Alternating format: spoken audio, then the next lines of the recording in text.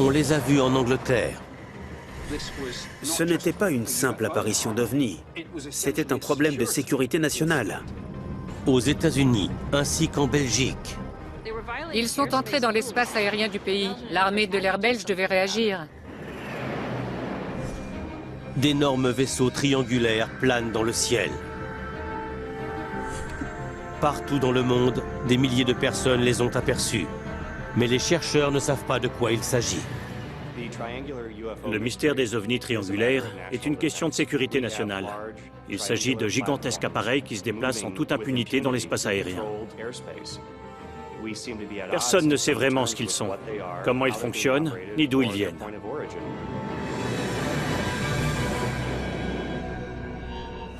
Des objets volants non identifiés ont été aperçus dans nos cieux depuis des décennies. Des milliers d'observations d'OVNI ont été répertoriées dans les dossiers officiels du gouvernement. La plupart ont une explication logique, scientifique. Certains cas demeurent cependant inexpliqués. Ils sont classés top secret, non identifiés. Les dossiers récemment rendus publics peuvent-ils révéler la vérité sur ces apparitions d'OVNI? Nous sommes le 31 mars 1990. Sur la base aérienne de Beauvechain en Belgique, 2 F-16 sont envoyés pour gérer une violation de l'espace aérien belge. Yves Melbergs, un pilote de chasse du 350e escadron, est envoyé pour s'occuper de l'intrus. Le centre d'opération nous a parlé d'un ovni qui survolait la Belgique. Avant de décoller, le capitaine Melbergs a été briefé sur l'appareil en question. On m'a dit que c'était un objet de forme triangulaire avec des lumières sur les bords et une sorte de dôme sur le dessus. Il se déplaçait très lentement et sans aucun bruit, mais il pouvait aussi accélérer d'un coup et dépasser la vitesse supersonique.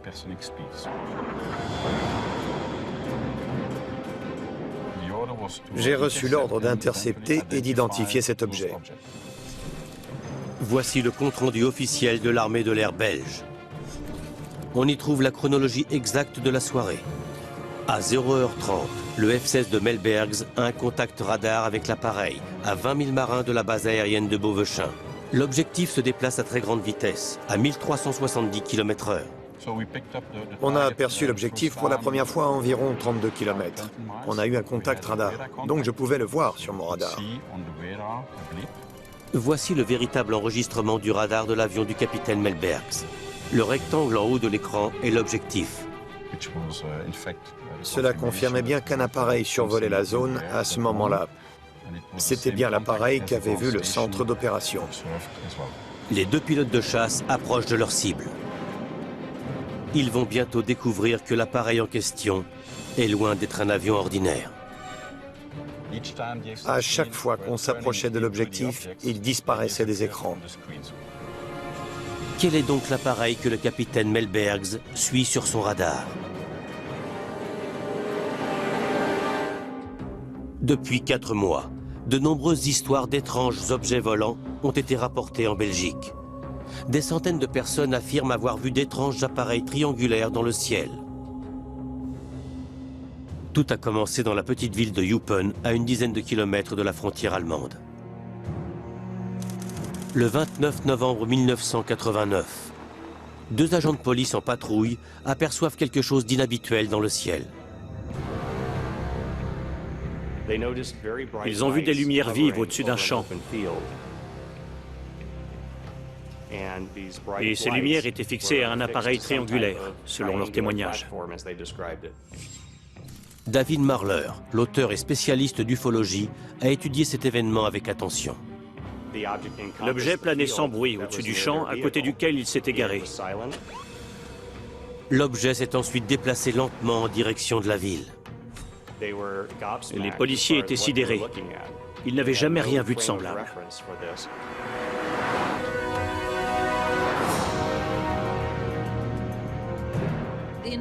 Les 2 agents de police ont décidé de suivre les lumières. Leslie Keane, auteur et journaliste d'investigation, a interrogé de nombreux témoins visuels de la scène. L'OVNI est arrivé au lac de la GDP. Ils l'ont observé pendant plus d'1 heure au-dessus du lac. Ils ont vu quelque chose d'extraordinaire. L'appareil a fait sortir une boule de lumière rouge qui survolait le lac et puis la lumière est rentrée dans l'appareil. La boule rouge semblait se déplacer de façon autonome. C'est alors que les policiers ont vu arriver un deuxième ovni triangulaire qui venait de surgir de derrière les arbres situés au bord du lac. Il s'est mis à planer en silence à côté du premier vaisseau. Ils ont contacté l'opérateur radio de Penn, qui s'est mis à rire en disant que c'était sans doute le Père Noël. Mais les deux policiers ont rétorqué qu'ils étaient très sérieux. Pendant cette nuit, des centaines de témoins oculaires, dont 14 policiers, ont affirmé avoir vu ces étranges objets volants non identifiés. Des centaines de personnes ont présenté des dessins de la scène sans savoir ce que les autres avaient vu. De nombreux témoins, dont les agents de police qui avaient suivi l'OVNI jusqu'au lac, ont dessiné ce qu'ils avaient vu ce soir-là. Les formes triangulaires de tous les dessins sont remarquablement similaires. Pendant ces 30 dernières années, plus de 10 000 témoignages ont été recensés rien qu'en Amérique du Nord et en Europe. Des objets volants noirs, de forme triangulaire, tous répertoriés sous le nom inquiétant de triangle noir.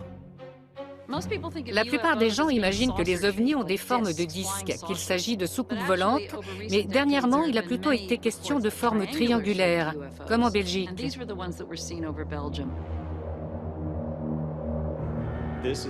Ce sont les plus gros ovnis jamais recensés à l'heure actuelle. Certaines personnes disent qu'ils étaient vraiment immenses, qu'ils faisaient la taille d'un terrain de football. Certains témoins ont même précisé que ces objets étaient capables de réaliser des manœuvres très serrées en plein vol, et ce, dans le silence le plus complet. Bien souvent, il a été question d'un effet électromagnétique associé à ces appareils. Ces étranges triangles seraient-ils dus à un phénomène naturel inexpliqué? Ont-ils été conçus par l'homme ou viennent-ils d'ailleurs? Suite à l'apparition de ces triangles noirs en Belgique en novembre 1989 et à l'enquête qui en a résulté, le gouvernement a tenté de répondre publiquement à ces questions. Après ces événements, les médias se sont déchaînés. Dans la presse, les ovnis belges ont fait les gros titres. La Belgique a-t-elle eu la visite de vaisseaux extraterrestres ou s'agit-il d'autre chose? Quels que soient ces appareils, ils ont continué à revenir nuit après nuit. Dans les 4 mois qui ont suivi les événements de Eupen, plus de 500 témoignages ont été rapportés aux autorités belges. L'armée s'est intéressée de près à cette question. Elle voulait éviter de créer un mouvement de panique, mais elle n'a pas ignoré ces témoignages. Bien que les récits aient été pour le moins inhabituels, ils venaient de sources crédibles. Le nombre de témoignages a forcé l'armée belge à prendre le sujet au sérieux. L'armée de l'air belge devait réagir parce que quelque chose était entré dans son espace aérien. Elle a la responsabilité de protéger l'espace belge. Il fallait agir. L'armée de l'air belge établit donc un plan. Si les témoignages oculaires sont confirmés par le radar, l'armée enverra des avions de chasse pour intercepter l'objet. Le suspense ne durera pas très longtemps. Nous sommes le 30 mars 1990. Peu avant 23 heures, alors qu'il n'est pas en service, un policier aperçoit d'étranges lumières au-dessus de Jean Blou. Elles forment un triangle. La vague belge d'OVNI a atteint son apogée le soir du 30 mars 1990. Ce soir-là, les autorités ont reçu des appels d'habitants de différentes municipalités, dont plusieurs policiers en repos, qui ont affirmé avoir vu des lumières organisées en triangle dans le ciel. Le rapport de l'armée de l'air belge rend compte qu'à 23 heures, le contrôleur responsable de Glon a reçu l'appel d'un policier pour lui signaler d'étranges lumières dans le ciel. 15 minutes plus tard, le radar militaire situé à Glon repère un objet non identifié qui se déplace très lentement, à 46 km/h, en direction de l'ouest. Peu après, le radar du centre de contrôle de l'armée de l'air confirme la présence de l'objet à la même position. La base de Glon décide d'envoyer des avions de chasse. Le capitaine Yves Melbergs a localisé l'OVNI. Son radar lui indique qu'il ne se trouve qu'à 7000 nautiques de sa position. Il faisait nuit, l'objet n'était pas éclairé, donc on ne voyait rien du tout. Les deux pilotes ne peuvent se fier qu'à leurs instruments. Ils se rapprochent de la cible. S'il s'agit d'un appareil étranger entré sans permission dans l'espace aérien belge, la réaction de Melbergs pourrait engendrer un incident international. Plus d'une heure après que le policier en repos a signalé un étrange appareil dans le ciel, les deux avions de chasse atteignent la cible. Le capitaine Melbergs a verrouillé la cible et est sur le point d'agir quand l'appareil semble vouloir prendre la fuite. La cible changeait rapidement de direction, d'altitude et de vitesse. L'objet évolue à des vitesses incroyables dans le radar du capitaine Melbergs. Les performances de cet appareil étaient exceptionnelles. Il passait d'une vitesse très faible à une vitesse supersonique. C'était difficile de l'intercepter. Le rapport officiel de l'armée de l'air belge stipule clairement que les pilotes avaient verrouillé la cible à 3 reprises, mais qu'à chaque fois, l'OVNI a réalisé un changement radical de trajectoire. Il est passé d'une vitesse de 280 à 1800 km/h, soit près de 2000 km/h en l'espace de quelques secondes. On est arrivé à s'approcher. Au plus près, on était à 5000 nautiques de la cible. Les pilotes ont tenté à 9 reprises d'intercepter l'intrus, mais ils n'ont jamais pu établir de contact visuel. Je ne peux parler que de ce que j'ai vu ce soir-là, c'est-à-dire d'un objet non identifié. Qu'est-ce que c'était exactement? On n'en sait toujours rien. L'armée de l'air belge, en revanche, estime avoir une preuve solide. Un enregistrement radar de l'événement qui provient du cockpit du F-16 du capitaine Melbergs. Ces enregistrements radars contiennent-ils les informations nécessaires pour découvrir ce que les pilotes avaient pris en chasse? Sur cet écran, on voit l'enregistrement radar du F-16. Le docteur Raviraj Advi est un spécialiste du traitement de données radar. On lui a demandé s'il pouvait s'agir d'un simple phénomène météorologique. Ça m'étonnerait beaucoup parce que ça ne ressemble à rien qui puisse avoir une origine naturelle. Le docteur Advi nous détaille le relevé graphique du radar. On voit ici que l'objet non identifié a descendu près de 1800 mètres et a ensuite repris de l'altitude pour à nouveau faire une chute vertigineuse et à très grande vitesse au point de manquer de s'écraser. Au même moment, on a enregistré des changements de vitesse incroyables. L'OVNI est passé de 320 km/h à 1100 km/h en moins d'une seconde. Une telle accélération défie toutes les lois de la physique. Il fait ensuite une autre chute. Il fonce en piqué vers le sol à 1800 km/h. On n'a trouvé aucun débris, mais il aurait dû s'écraser. L'accélération fulgurante enregistrée par le radar du F-16 dépasse de loin les capacités des appareils modernes. Cependant, le docteur Advi ne pense pas qu'il s'agisse d'un vaisseau extraterrestre. Je pense que c'est une fausse information créée par un système électronique dans le but de perturber le radar. Il s'agit d'un leurre de radar très sophistiqué. Ce genre de technologie est utilisé par l'armée pour créer de fausses cibles et faire croire aux ennemis qu'il y a plusieurs appareils en vol sur les radars, alors qu'en réalité, il n'y en a pas. Le F-16 belge de l'époque était équipé du même radar que le F-4 de la guerre du Vietnam. Bill Sweetman est un auteur spécialisé dans l'aviation et un expert en projets militaires confidentiels. Ce n'était pas un radar très performant, il résistait mal au court-circuitage et il était assez sensible aux leurres. Les radars situés au sol étaient un peu plus puissants, ils étaient branchés sur d'autres fréquences, mais les leurres les affectaient aussi. S'il s'agissait d'un court-circuitage qui a leurré le radar du F-16, alors qu'ont vu les milliers de Belges au-dessus de leur maison cette nuit-là? Certains sceptiques ont dit que c'était des hélicoptères à cause de leur altitude et de leur apparence. Les lumières de certains hélicoptères sont effectivement placées en triangle. Mais les récits des témoins de la scène ne correspondent pas aux caractéristiques d'un hélicoptère.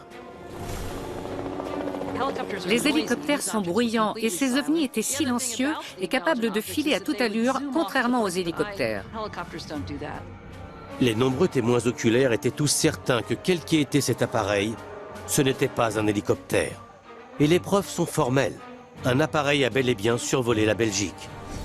Il a donc fallu se tourner vers l'officier de l'armée de l'air le plus gradé de la nation, le chef d'état-major de l'air, le colonel Wilfrid de Brouwer. Il a émis l'hypothèse qu'il devait s'agir d'une nouvelle technologie américaine.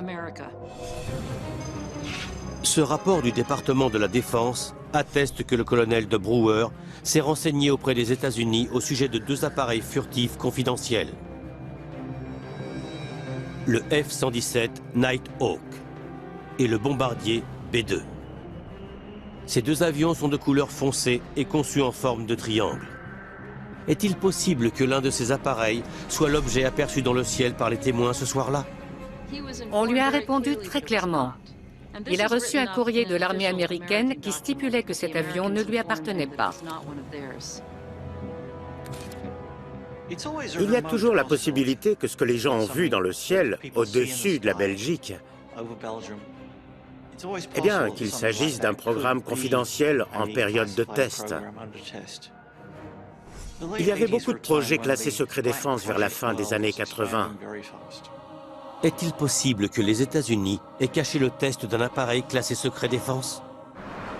Les triangles pourraient être cet avion. Cette forme a été envisagée pour des prototypes. La Belgique est située près de l'ancien front Est de la guerre froide. Cela peut également jouer. On peut vouloir tester un nouvel avion en dehors du territoire américain pour plusieurs raisons. On peut vouloir le confronter à différents systèmes de défense. On peut vouloir le faire voler près de l'ancienne Union soviétique pour voir s'il sera détecté. Mais s'il s'agit d'un appareil classé secret défense, les États-Unis ont pu vouloir nier son existence. Les Belges exigeaient des réponses. Alors le colonel de Brouwer a pris une décision sans précédent et s'est expliqué auprès des médias. L'objet, s'il y en a eu un, a accéléré à une vitesse qui était tout à fait en dehors du domaine de vol d'un avion conventionnel. C'est intéressant qu'il ait choisi de tout révéler dans une conférence de presse et de rendre ses conclusions publiques. Il a exposé toutes les données qu'il avait et il a dit très ouvertement qu'il n'avait pas trouvé d'explication. On ne sait toujours pas ce qui s'est passé ce soir-là. On sait ce qu'il ne s'est pas passé. Ce n'était pas un phénomène météorologique, ce n'était pas un hélicoptère ou un prototype, ni rien de tout ça. C'est donc toujours un objet non identifié à ce jour.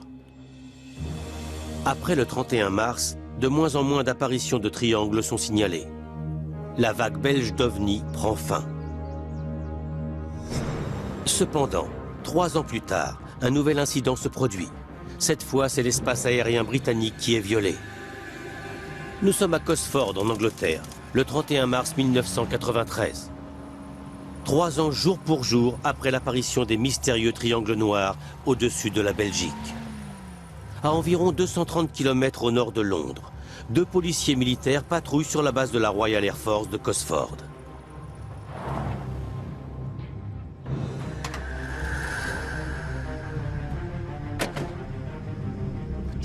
Les 2 policiers militaires ont arrêté leur voiture. Ils sont descendus et ont regardé au-dessus de leur tête. Ils ont vu 2 lumières blanches très vives, mais ils ont été incapables de savoir s'il s'agissait de 2 objets séparés ou si les lumières étaient fixées sur un plus gros appareil. Cet étrange objet ne fait aucun bruit. Les 2 caporaux rentrent immédiatement à la base pour écrire un rapport. Le rapport écrit par les caporaux sera le premier récit des étranges événements de cette nuit. Ces événements seront par la suite connus sous le nom de l'incident de Cosford. Nous sommes sur la base de Cosford, où l'OVNI a été vu. En 1993, Nick Pope faisait partie de l'unité d'enquête sur les ovnis au sein du ministère de la Défense britannique. Je devais enquêter sur les signalements d'OVNI rapportés au ministère pour vérifier s'il s'agissait ou non de menaces pour le Royaume-Uni. Voici le rapport officiel de Pope au ministère de la Défense. il expose la vague d'apparition d'OVNI la plus prolifique de toute l'histoire britannique. L'événement de Cosford a véritablement marqué le point de départ d'une enquête qui allait ensuite inclure des douzaines d'autres récits, parmi lesquels des descriptions de grands appareils triangulaires. Les témoignages en question ne viennent pas que de militaires. 10 minutes après l'apparition au-dessus de Cosford, un OVNI est aperçu à une trentaine de kilomètres au nord-est de la base.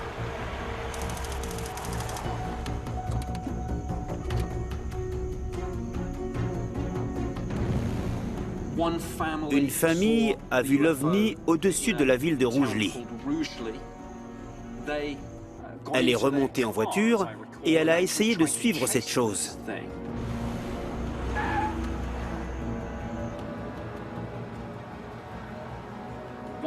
L'un des membres de la famille a dit qu'il s'agissait d'un gros appareil qui les survolait.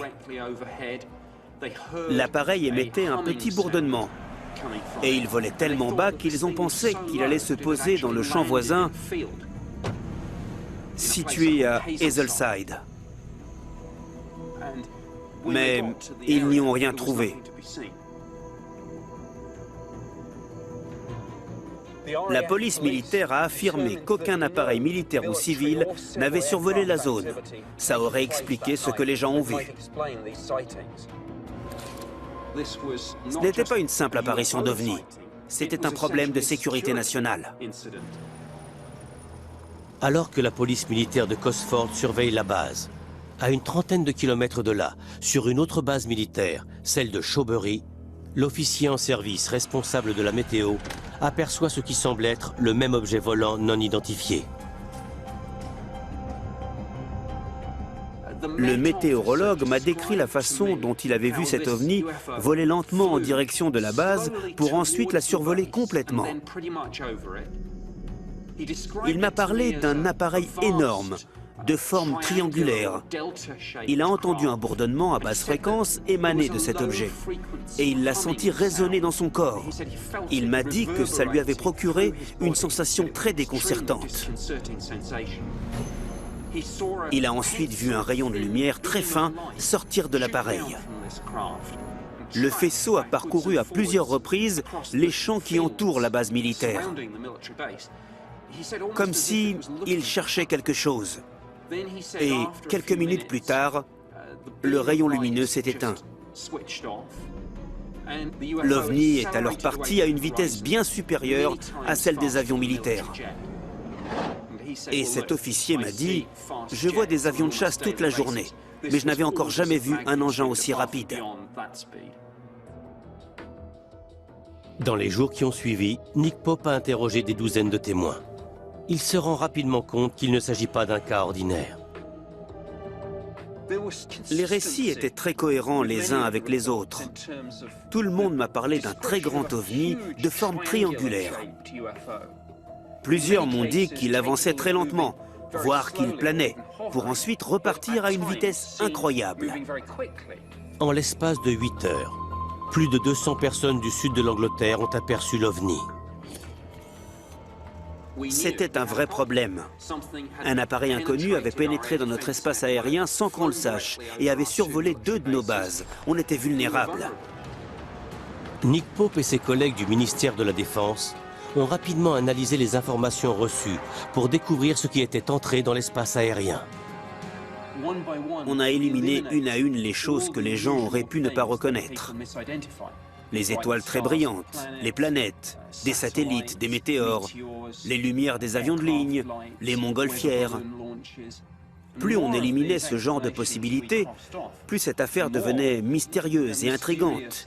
Mes collègues et moi-même, qui sommes tous de nature très sceptique et rationnelle, avons commencé à nous dire qu'il se passait quelque chose de très bizarre.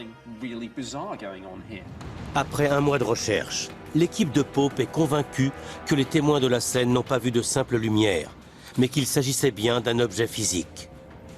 Je n'ai aucun doute. L'objet était bel et bien réel. Un énorme appareil a survolé le Royaume-Uni ce soir-là.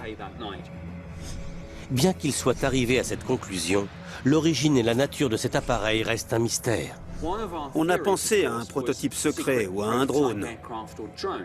À l'instar de l'armée belge, les Britanniques ont demandé au gouvernement des États-Unis si cet imposant appareil triangulaire capable de planer leur appartenait. Ils ont obtenu la même réponse. Les Américains nous ont répondu qu'ils ne possédaient aucun appareil de ce type et qu'aucun vol d'essai n'avait été effectué au-dessus du Royaume-Uni. Mais le doute persiste. Alors Pope se tourne vers la CIA et d'autres agences de défense américaines pour éclaircir cette affaire.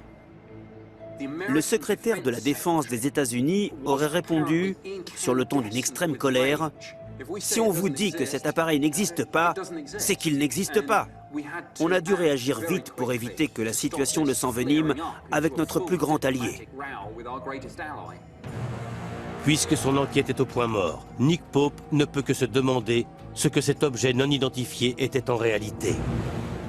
Je n'ai aucune explication réaliste. S'il ne s'agit pas d'un prototype militaire classé secret défense, dont la technologie serait en avance de plusieurs décennies sur tout ce qu'on connaît, j'avoue que je ne sais pas ce que ça peut être.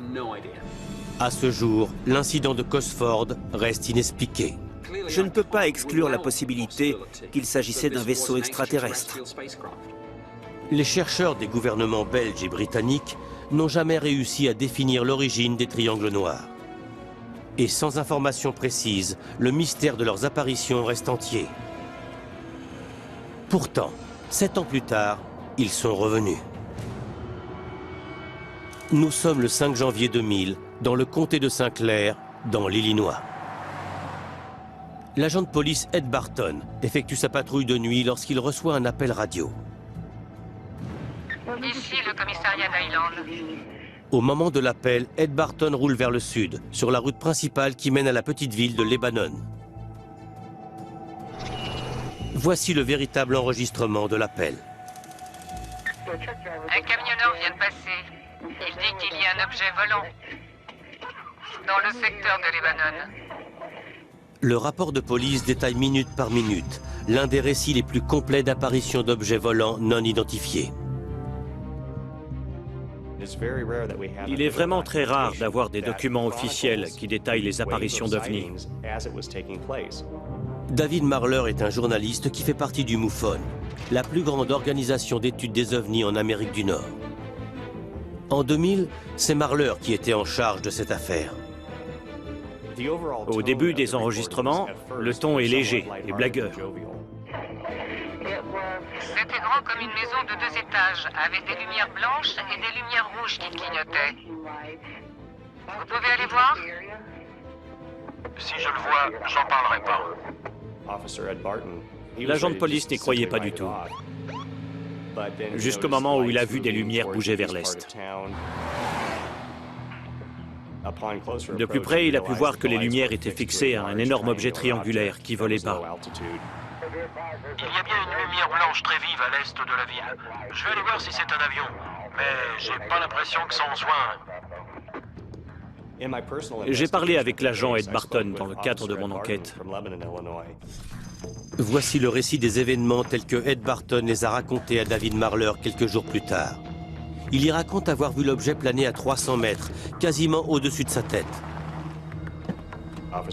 L'agent Barton m'a dit que tous les avions qu'il avait vus ou dont il avait entendu parler font du bruit. Or, cet appareil était silencieux. Après plusieurs minutes d'immobilité, l'objet volant a pivoté et a filé à toute allure vers le sud-ouest. Barton se dit qu'il s'agit peut-être d'un prototype militaire. Pourriez-vous demander à la base aérienne de Scott si c'est leur avion? La base aérienne de Scott n'est située qu'à 5 km. L'agent Barton pense donc que l'OVNI pourrait être un appareil militaire. Il se dirige maintenant vers l'ouest. Il ne devrait plus être bien loin de Scott à l'heure actuelle. Si l'agent de Shiloh lève les yeux, il devrait le voir. Le village de Shiloh se trouve juste à côté de la base aérienne de Scott. À 4h24 du matin, l'agent David Martin du commissariat de Shiloh répond à l'appel de Barton. Je vois quelque chose, mais je ne sais pas ce que c'est. Juste après avoir localisé l'appareil qui progressait à faible allure, celui-ci s'est propulsé à toute vitesse vers l'horizon. 15 minutes plus tard, aux abords du village de Millstadt, l'agent Craig Stevens l'aperçoit. Ici le matricule 6004. Je vous écoute. l'objet en visuel. Vous plaisantez? C'est énorme. Très bien, 6004. Il est... comment le décririez-vous? Il a une forme de V. L'agent Craig Stevens parvient à prendre une photo avant que l'objet non identifié ne disparaisse. Malheureusement, il fait tellement froid que la photo instantanée sort mal. Bien qu'on aperçoive des lumières sur le cliché, il n'y a pas assez de détails pour identifier l'appareil. Stevens a encore l'image bien en tête. Il décide de rentrer au commissariat pour faire ses croquis qu'il remettra à David Marler. La forme signalée de l'objet est une nouvelle fois triangulaire. 23 minutes plus tard, un quatrième agent de police signale la présence de l'objet. Si l'on marque sur une carte les lieux où l'OVNI a été aperçu, il est possible d'établir son itinéraire. Il a parcouru 60 km en l'espace d'une heure. Il est rare d'avoir la preuve d'un déplacement d'OVNI. L'OVNI d'Island, comme il sera appelé, fait les gros titres dans tout le pays. Comme les Belges et les Britanniques avant lui, Marler commence par le début. J'ai voulu savoir si l'armée n'avait pas testé un appareil expérimental dans le secteur. L'OVNI a été vu près d'une base militaire, donc c'était une question légitime. L'itinéraire estimé de l'objet non identifié indique qu'il serait passé à 3 km de la base aérienne de Scott. Cette proximité n'aura pas échappé au radar. Mais la police et l'armée refusent tout commentaire. David Marler décide donc d'aller plus loin dans son enquête. J'ai envoyé une requête au nom du droit de la liberté d'information auprès de la base de Scott et on m'a répondu. Dans une lettre datée du 19 janvier 2000, soit 2 semaines après l'apparition, le commandant de la base de Scott répond aux questions de Marler. Il m'a répondu qu'il n'avait envoyé aucun appareil militaire dans cette zone, qu'il n'avait fait tester aucun véhicule à cet endroit à l'heure indiquée. Quant à la requête de Marler de voir les informations recueillies par leur radar, la réponse est surprenante. Il m'a écrit qu'à l'heure du passage de l'OVNI, les radars n'étaient pas en service. C'est un vrai retournement de situation, d'autant que la preuve radar aurait validé la présence de l'OVNI. Mais cela n'arrête pas l'enquête de Marler. Il veut toujours savoir ce que les 4 agents de police ont observé dans le ciel. Au début, je pensais à un appareil militaire. C'était l'explication la plus logique. Mais quand on regarde les témoignages reçus, on trouve des dessins d'objets triangulaires. Et les ressemblances avec les cas de Belgique ou de Cosford sont frappantes. Il faut donc analyser les informations en se disant que tous ces témoins ont finalement décrit des objets similaires, voire le même objet. Bill Sweetman fait aussi un lien entre ces objets. Il est probable qu'il existe des avions classés secret défense qui correspondraient à certaines des descriptions faites des triangles noirs. C'était peut-être ces avions qu'on a vus à Cosford ou en Belgique. Mais on ne sait absolument rien des projets confidentiels. La plupart des objets confidentiels testés dans les années 80 et 90 n'ont pas été rendus publics. Vous savez, je pense que des dizaines de programmes sont arrivés au stade de vol d'essai depuis toutes ces années. Parmi ces programmes, seuls 2 ou 3 ont été rendus publics. Donc, on n'est au courant que de 10% de ce qu'il se passe. Ces triangles noirs observés dans les années 80 et 90 pourraient-ils alors être des projets ultra confidentiels jamais rendus publics? Marler se penche sur le passé pour éclairer le présent. Y a-t-il une information dans les dossiers rendus publics qui pourrait faire la lumière sur le mystère des triangles noirs? Quand on s'est penché sur les récits d'apparition d'OVNI triangulaires, je savais que certains dateraient de dizaines d'années, mais j'étais loin du compte. Pour ses études d'OVNI, Marler s'appuie sur l'armée de l'air. Entre 1947 et 1969, l'armée de l'air des États-Unis a enquêté sur des milliers d'OVNI. Tout commence avec le projet Sign, qui sera suivi du projet Grudge. L'affaire sera officiellement connue sous le nom de projet Blue Book en 1952. Ces 3 projets représentent la plus vaste étude scientifique d'objets volants non identifiés jamais entreprise. C'était un recueil de plus de 12 000 comptes rendus que l'armée avait rassemblés et analysés. L'armée de l'air des États-Unis est en alerte constante toute la journée. On s'intéresse à tout ce qui vole dans notre atmosphère. Les objectifs du projet Blue Book sont d'analyser les informations relatives aux ovnis et de déterminer s'ils représentent une menace à la sécurité du pays. Plus de 12 000 comptes rendus sont analysés et ils seront presque tous expliqués par la présence d'oiseaux, d'avions, d'étoiles ou de nuages. 6% d'entre eux n'ont aucune explication conventionnelle. L'armée les classera comme étant non identifiés. L'une de ces affaires est connue sous le nom d'incident 398. Il s'agit de l'apparition d'un ovni triangulaire à Baltimore, le 29 juin 1949. Le premier témoin a été un étudiant en art. Il avait été sergent dans l'armée de l'air américaine. C'était un vétéran de la Deuxième Guerre mondiale, donc il s'y connaissait en avion. À 18h30, le témoin voit quelque chose d'étrange voler dans les nuages. Il se dit que ce sont peut-être des avions, mais il n'en a jamais vu de semblable pendant la guerre. Il n'a pas vu ni deux, ni trois, mais tout un groupe d'ovnis triangulaires voler en pleine journée. Ils restaient groupés tel un essaim. Ils allaient et venaient dans les nuages.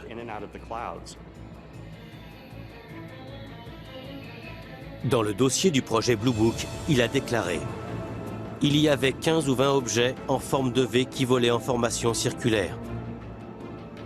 Il semblait ne pas avoir de moteur, de train d'atterrissage, ni aucun autre outil habituel pour les avions. Ils étaient noirs, apparemment faciles à manœuvrer et pouvaient se déplacer à une vitesse fulgurante. Ces ovnis présentaient des caractéristiques de vol inhabituelles, puisqu'ils allaient et venaient dans les nuages. Pendant 2 heures, l'ancien soldat et ses voisins observent ces objets volants. Ils ont été incapables de les compter, étant donné qu'ils s'agitaient comme des abeilles. Mais ils ont pu voir qu'ils étaient triangulaires. Puisqu'il est étudiant en art, le témoin s'empresse de dessiner ce qu'il a vu. Il prend soin d'insister sur la forme de l'appareil non identifié, celle d'un triangle. Il contacte ensuite l'armée de l'air des États-Unis pour signaler cette étrange observation. Il dit avoir souvent observé des avions en vol depuis une certaine distance ainsi que des oiseaux, mais qu'il n'avait encore jamais rien vu de tel de toute sa vie. Voici le véritable dessin réalisé par le témoin. L'armée s'aperçoit que ces objets n'ont pas été détectés par ses radars, ni par aucun des pilotes qui volaient dans les environs. Merci bien. S'il ne s'agit ni d'oiseaux, ni d'avions conventionnels, de quoi s'agit-il? Quand on étudie des éléments qui datent de 1949, on sait parfaitement ce qui était à la pointe du progrès à l'époque, puisque tout a été rendu public. Et effectivement, il y a bien un programme classé secret défense pendant cette période qui correspondrait à ces observations. Le bombardier Northrop YB-49, aussi appelé aile volante, serait-il cet avion qui a été aperçu? En 1949, l'entreprise Northrop travaillait sur la forme du Flying Wing. C'était un avion incroyable pour l'époque, et il l'est toujours. Quoi qu'il en soit, Bill Sweetman doute fortement que les témoins de Baltimore aient vu cet avion dans le ciel ce jour-là. Le Flying Wing était difficile à manœuvrer. En cas de changement brusque, c'était le crash assuré. Il fallait le piloter délicatement. Et si les gens affirment avoir vu plusieurs Flying Wing voler ensemble dans les années 40 ou 50, c'est tout simplement impossible. Il en existait peu. Si ce n'était pas des Flying Wing, alors qu'ont bien pu voir tous les témoins? Dans le compte-rendu officiel des autorités militaires, il n'y a aucune explication qui tente de justifier cette apparition. D'après moi, on ne trouvera jamais d'explication rationnelle. L'affaire de Baltimore fait partie des nombreuses enquêtes secrètes menées par l'armée de l'air américaine au sujet des triangles noirs dans les années 40 et 50. Il est question d'un autre cas d'ovni triangulaire dans le projet Blue Book. Il a eu lieu le 28 janvier 1953. Voici le rapport interne de l'armée de l'air des États-Unis, signé par le commandant de la base aérienne de Turner, située à Albany, en Géorgie. À 21h35, un pilote de l'armée de l'air survole les environs d'Albany dans son T-34. C'est un officier chevronné, fort de 11 années d'expérience et de plus de 3000 heures de vol à son actif.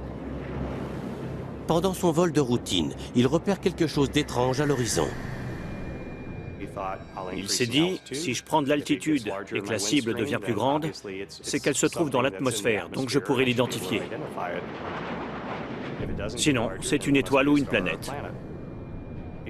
Mais en un clin d'œil, la lumière qui se trouvait au-dessus de lui s'est retrouvée en dessous de lui. Ce n'était donc ni un satellite, ni une planète.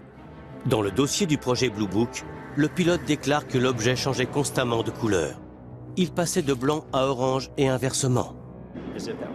Pour ajouter à la bizarrerie de la scène, l'objet se serait transformé en triangle équilatéral, pour ensuite se diviser en 2 triangles équilatéraux. Et tous deux sont partis dans des directions opposées. Bill Sweetman, l'expert en aviation, a une explication très simple pour cette scène étrange. Vous savez, pour les pilotes de chasse de Géorgie dans les années 50, c'est un univers très nouveau. Ils ont tout à apprendre sur les avions de chasse. Ils découvrent la vitesse, la solitude dans le ciel en pleine nuit et les radars très basiques. On comprend facilement que certains puissent s'y perdre dans ces conditions difficiles. Mais les preuves recueillies dans cette affaire suggèrent autre chose. Dans le projet Blue Book, on découvre qu'à l'heure où le pilote a vu cet objet, l'aéroport d'Albany l'avait également sur son radar. Ainsi, il ne s'agirait donc pas d'une hallucination. Malgré la présence de l'objet sur le radar, l'armée de l'air arrive à une conclusion qui surprend David Marler. La conclusion de l'affaire d'Albany est qu'il s'agissait de la planète Vénus. C'est difficile à croire dans la mesure où le pilote aurait réussi à voir Vénus en dessous de son avion. Je ne suis pas toujours d'accord avec les explications de l'armée quant aux ovnis, mais les rapports de ces événements sont irréprochables. Quand on étudie les informations, la cohérence des témoignages reçus et les données des radars, on comprend que ces objets sont réels. Il ne s'agit ni d'hallucinations ni de dérèglements atmosphériques. Il est question d'une réalité tangible sur laquelle il faut faire des recherches. Entre les observations faites en Belgique, en Angleterre ou aux États-Unis et les récits des années 40 ou 50 que David Marler a découverts, il semblerait que le phénomène des triangles noirs ait débuté il y a plusieurs décennies. Et les recherches de Marler lui font encore remonter le temps. Alors que j'étudiais les archives d'articles de journaux, je tombais sur des affaires de plus en plus anciennes, jusqu'à trouver un cas d'ovni qui date de la fin du 19e siècle. Le mystère de ces triangles s'est alors épaissi. Les journaux scientifiques les plus prestigieux du 19e siècle relatent des observations d'étranges objets triangulaires dans le ciel. Alors qu'il faudra plusieurs décennies avant que les avions voient le jour. Le récit le plus ancien que j'ai trouvé date de 1882 et apparu dans le Scientific American.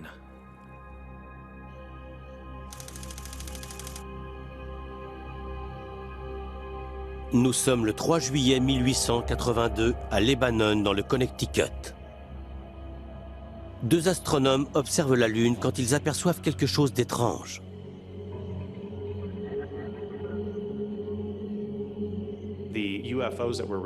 Les ovnis en question ont été vus se déplaçant sur la surface de la Lune par des astronomes. Ils ont décrit non pas un, mais 2 objets triangulaires qui avançaient vers la surface lunaire. Dans leur compte-rendu, les astronomes affirment avoir vu 2 formes triangulaires de couleur noire sur la moitié inférieure de la Lune qui se rapprochaient l'une de l'autre et qui masquaient près d'un quart de la surface de la Lune. Cependant, ils n'offrent aucune explication quant à la nature de ces objets triangulaires. Il s'agit de l'un des premiers récits d'observation d'ovnis triangulaires. Il a eu lieu plus de 2 décennies avant que l'homme n'ait volé en avion pour la première fois. Et ce n'est pas le seul récit. Dans le journal scientifique Nature, un auteur affirme avoir vu une silhouette sombre, immobilisée dans le ciel. Elle a la forme d'un éventail et est restée sur place pendant plus d'une demi-heure. Marler découvre des récits venus des quatre coins du monde. Des récits de triangles volants capables de s'autodiriger et de monter haut dans les nuages. Les descriptions des triangles noirs datant du 19e siècle sont similaires à celles de notre époque. Est-il question de la même chose? On trouve des affaires du 19e siècle, des années 40, 80 ou 2011, et elles concordent. Comme si la technologie de ces appareils n'évoluait pas contrairement à la technologie humaine. Quand on étudie le domaine de l'aviation sur les 60 dernières années, on constate l'avancée de la technologie. Ce n'est pas le cas chez ces ovnis triangulaires. Les recherches de Marler lui ont donné le courage de proposer une théorie très controversée. Et j'ai tendance à penser que certains, et j'insiste bien sur le mot certains, de ces ovnis triangulaires pourraient être d'origine extraterrestre. Pour Leslie Kean, il n'y a que deux explications possibles à ces triangles noirs. Il ne reste que deux solutions. Soit il s'agit d'une technologie de pointe ultra secrète qu'un pays a développée, bien que ce soit peu probable, soit il s'agit d'une technologie extraterrestre. Bill Sweetman pense que l'explication de ces phénomènes est bien plus simple. L'explication la plus plausible pour ces observations d'objets volants non identifiés, c'est que les gens qui ont témoigné ont vu quelque chose qui n'était pas vraiment là.